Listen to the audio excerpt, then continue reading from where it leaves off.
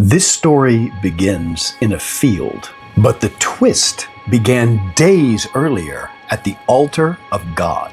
Two men, same parents, same upbringing, but their destinies couldn't have been more different. The older one worked the soil, planting and harvesting. The younger one kept animals, sheep and goats, always on the move. But one day, they both brought gifts to God. The younger one brought the very best gifts to God, the youngest, the firstborn, the healthiest. And the older brother brought, some of his crops.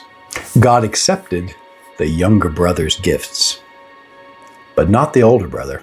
The older brother's pride cracked. His anger boiled over. And here's where it gets unsettling.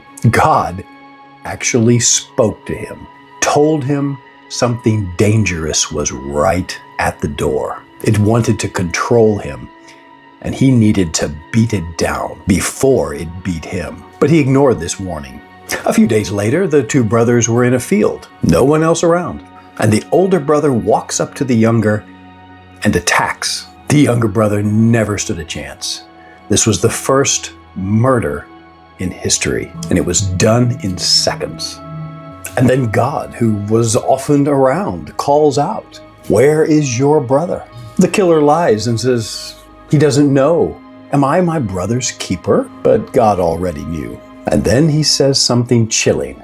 Your brother's blood is crying out to me from the ground. The killer is cursed. The ground will never produce for him again. He'll be a restless wanderer for the rest of his life.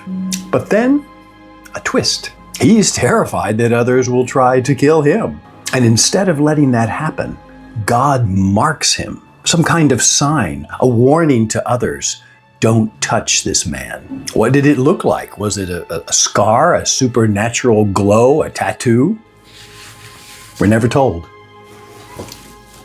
Well, you've probably guessed their names by now.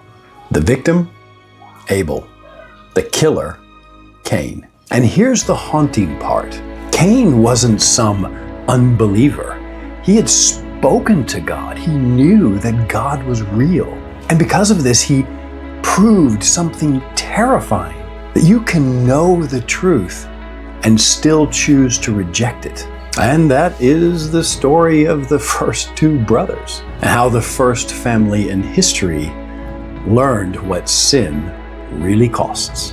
For more stories like this, just look into the playlist for real stories. And until the next time, God bless.